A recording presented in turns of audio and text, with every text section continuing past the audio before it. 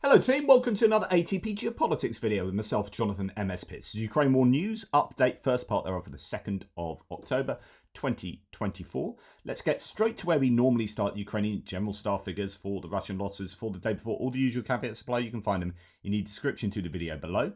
1,130 personnel loss, down from where we've seen it at the upper end of the range of over 1,300. Now coming back down to where we pretty much seen it for the last, I don't know, however many months.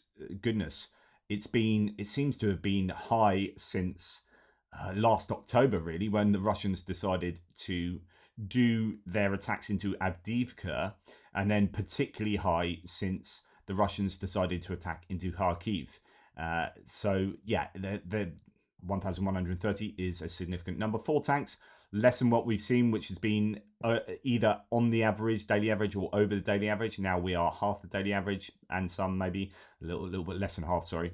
32 troop carrying AFVs, that's just under double the daily average, so a good haul in that category. And then right down in terms of artillery systems, indeed below the daily average of artillery systems at 14 being taken out. So a bit up and down with the statistics.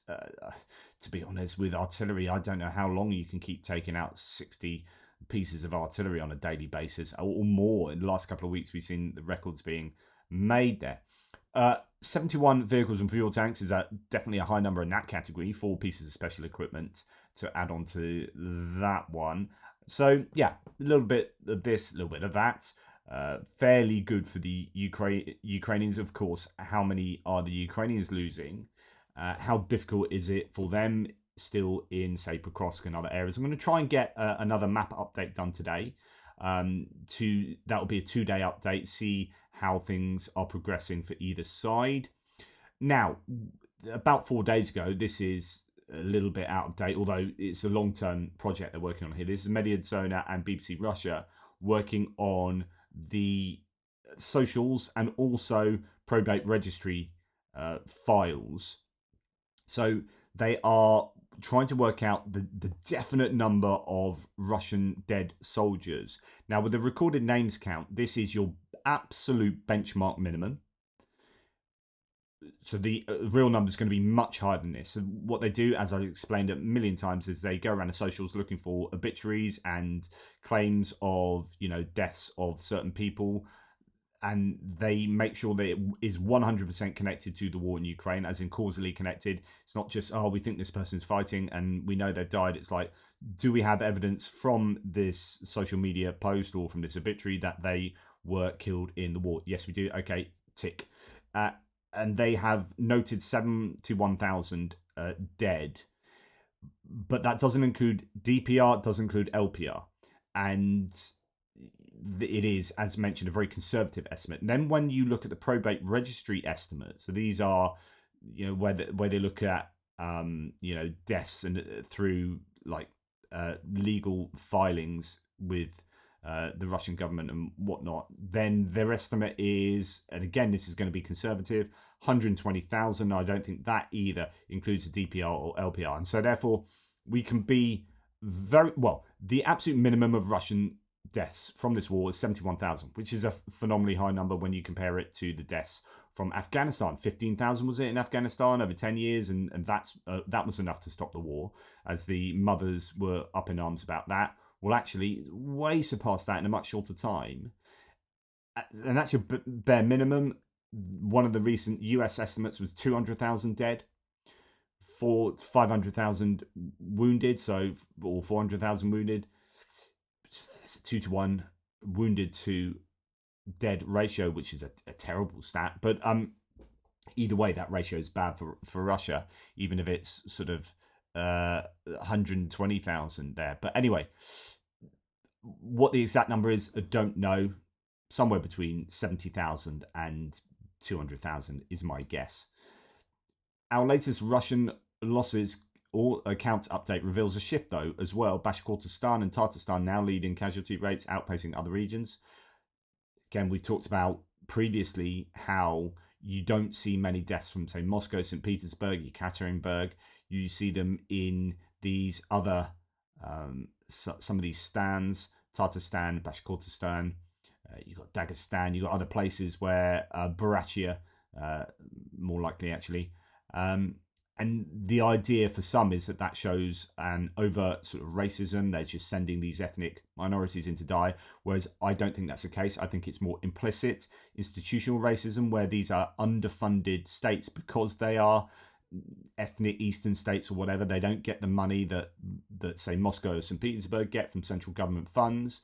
And as a result, these people are low aspiration individuals who need social mobility, and one of the best ways for social mobility is to join the army, especially when the wages are going up and up for joining, to try and attract those people. And so even though it's not great prospects for living long, unsure as whether they'd have that information to hand, these people are joining up at far greater rates than maybe higher information individuals from St. Petersburg and Moscow, who have higher wages and they're not sort of low aspiration people in need of social mobility.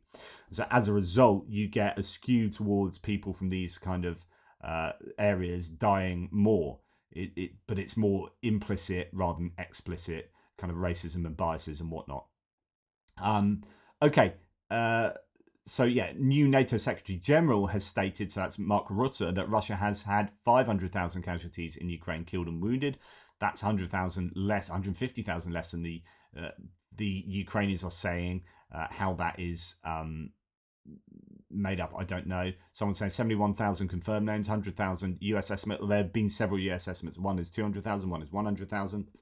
Either Mededzona are heroically good, or 100,000 is an undercount. Can he really get 71% of names, even in the internet age, and a country with a large percentage of people don't have outdoor toilets and there's wartime censorship? So I think that's a really good point, which is why I make a point that is your absolute benchmark minimum.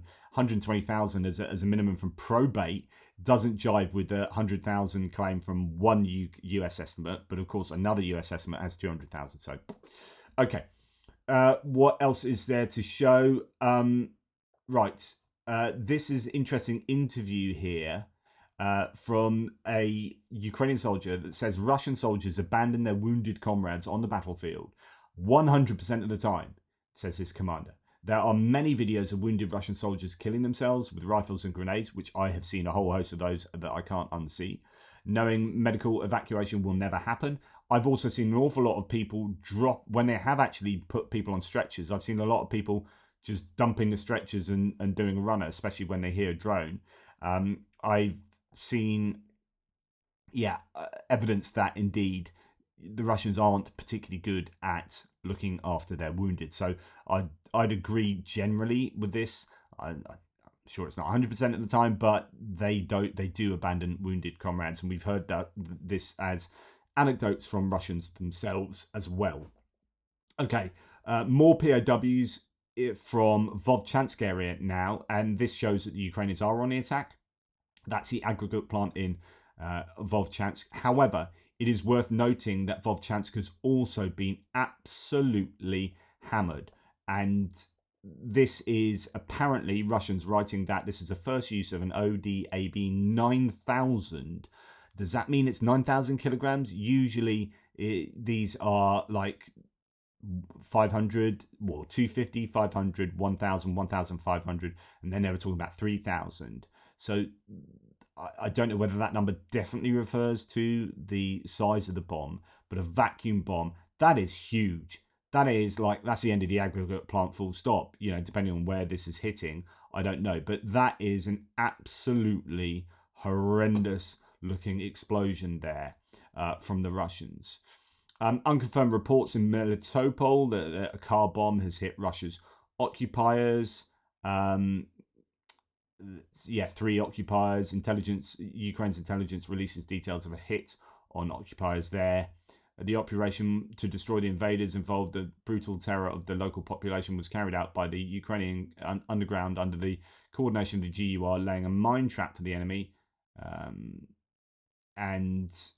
This was on the day of Defenders. A VAZ-2110 car exploded near the tractor spare parts factory and temporarily occupied Melitopol. There were 3 servicemen of the Russian army in occupation in the cabin. I think, was there some other things I wanted to share with you from Tim's thread. Oh, I can't remember. Anyway, possibly not. Right, moving on, we have some footage. I'm not going to show it to you. It's not that amazing, but it is like we don't often see tank on tank interactions. Well, this is a BMP2 on BMP2. And it's an interesting one because the Russian BMP2 gets a bit of a hard time from the Ukrainian one by point of fact that it strafes it with its autocannon and takes it out, and then the people get out, and the Ukrainians capture the BMP2. So it's not only a armed defeat, mechanized defeat of the Russian BMP2, but they also get to capture it at the end as well, by all accounts. And the last thing I'm going to show you here is an image of a Zala reconnaissance drone the Russians are using here, but it actually has, and we've seen previously painted in the sort of colors and whatnot of the Ukrainians. This one has a Ukrainian insignia on it, which is perfidy. So although it's just a drone, this is claiming it is. I presume it applies as well as uniform and whatnot and vehicles. Just because no one's in it, I'm sure that's not. It's still perfidy, which is technically a war crime. So yeah, dressing it up as a Ukrainian drone and then flying it over Ukraine. As you can see, again, another great image of the drone that's just about to hit it and what it looks like as a silhouette on the wing of the Russian drone. Just trying to work out whether that is an IED. Some people are saying that's an extra battery to allow it to fly longer and further and whatnot to do this kind of activity, higher in this case. But I presume it's got an IED on board as well. But it might just be that they take these drones out by slamming them into the drone and hopefully, it falls out the sky. But anyway, I thought I'd share that with you. Now, there's not a lot of detail coming out from either side. Russia launched 32 Shaheeds into Ukraine last night, so that's another fairly sizable attack. We are seeing that sort of number, anywhere between sort of 20 and 70, 80 even, on a nightly basis. So Russians keeping up the pressure there. 32 sent in, only 11 shot down, which is not great. But actually, when you look at the other stats, 4 of them returned to Russia, so probably spoofed by the Ukrainians. So that's 15. And then another 10 were down due to electronic warfare, so that's 25. However, 7 out of 32 is a success rate for the Russians that is better than we have seen for the last few weeks. So 7 of those drones might well have found their way to the target, but whatever the target is, well, we do have some idea because here we go. Right, on the night of October the 2nd, the occupiers attacked Odessa region with drones. The target was a port infrastructure in Izmail district. So that's more likely on the Danube River rather than near Odessa city itself. 2 men, truck drivers, one of them Turkish citizen, were wounded as a result of the shelling. The attack caused a fire, which was quickly extinguished, but the Orlovka checkpoint was damaged and crossing operations were temporarily suspended. So that's obviously right next to the Romanian border. Russians deliberately shelled the checkpoint, making it difficult for civilians to cross the border, the head of the Odessa Regional Military Administration, Oleg Kiper, has said. And indeed, there's more images of burning there in Izmail. So Izmail, drones hit the port infrastructure there. So whether all 7 drones succeed in getting through there, I don't know, or whether some of those drones hit somewhere else, who knows. It doesn't look like there's massively significant damage though, but it could be that the Ukrainians are controlling the information coming out from there. Okay, moving on to other bits and pieces. So an investigation. So this is terrible. Okay. First of all, let's go to this. So the footage is there. You can see the footage. Looks like a mass execution of surrendering Ukrainian soldiers. So we have seen plenty of footage of 1, 2, 5, 6 Ukrainian soldiers getting taken out after they've surrendered. Here we have 16 soldiers surrendering, alleged to have happened yesterday between Sukhoy Yar and Krasny Yar in Donetsk. 16 victims murdered. Not possible for me to independently verify, says Tim White, but this has now done the rounds, and it's generally accepted as the execution of 16 surrendering soldiers by the Russians, Ukrainian soldiers here. An investigation has been launched into the alleged execution of 16 Ukrainian prisoners of war on a Pokrovsk front. According to the Office of the Prosecutor General, the incident reportedly occurred near the villages of Mykolaiivka and Sukhoy Yar. A video shows Ukrainian soldiers captured by Russian forces exiting a forest under Russian control. After forming a line, Russians intentionally opened fire, killing them. Those still showing signs of life were executed at close range. Prosecutor General called this the largest known execution case on the front line. I just want to remind you of the morality of the Russians here in this war. 16 soldiers is a huge number of these people. The effort, like the human life lost here is bad enough. It's terrible. The effort taken to train these and equip these soldiers, to go beyond like their families and their children and etc., which is horrific. But then from a Ukrainian resources point of view, where you don't have many soldiers, you've got 16, hopefully would have gone into exchange fund, exchanging for POWs, getting them back on the front line, etc. You've got 16 humans extinguished here, and the investment in these people, they don't have that many fighters. This is a terrible outcome here, no matter which way you look at it. And of course, morally, this is totally reprehensible and against the rules of law. How is Russia being held accountable for stuff like this? Well, yeah, the evidence is being collected, but people are looking elsewhere at the moment. People are not. Where's the mainstream media putting this front and center? Like an execution of 16 soldiers. Why are people not enraged about this? Why is the Minister of Foreign Affairs, why is Maria Zakharova, not answering to this? Why is Peskov not answering to this? Why is Putin not answering to this? It's terrible. This is terrible. And if you are someone in the threads who's still supporting Russia, most of those aren't either hanging around anymore or they've been banned for saying egregious things. Like, what do you do with this? How do you get around this? What's your excuse here? What's your answer to this? And is it good enough? Almost certainly not. Watch the footage yourself. British intelligence have named the reason for Ukrainian armed forces' success in Vovchansk. Russia withdrew its troops from the area of Vovchansk to support operations in Kursk. I said this previously.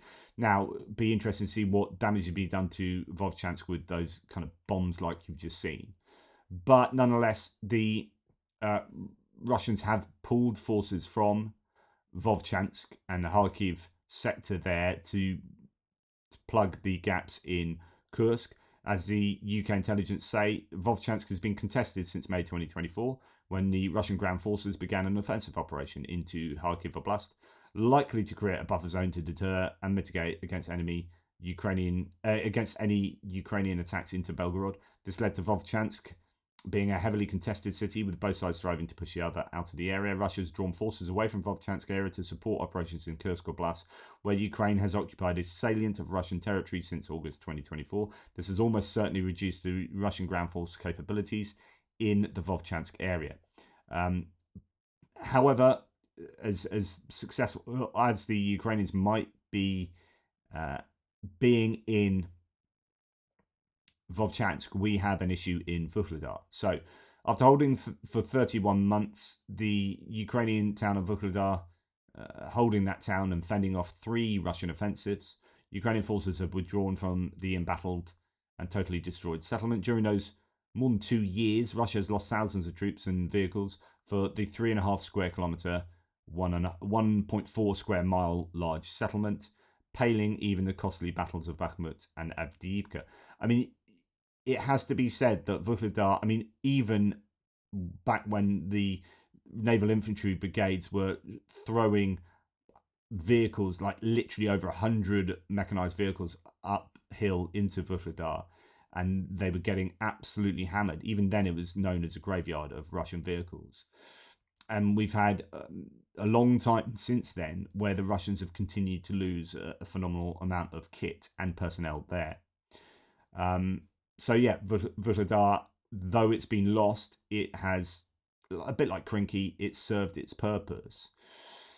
Vuhledar has now most likely fallen to the Russians, says Emil Kestelheimy. Some Ukrainian sources are still reporting of resistance inside the city, but because of recent geolocations, I believe that the Russians now de facto control the town. The fighting continues in the surrounding fields. There can, of course, be some small pockets of Ukrainian defenders inside the town, and they may even have a foothold in the northeastern corner of Vuhledar. However, it can't be said that the Ukrainians would be in control of the settlement anymore.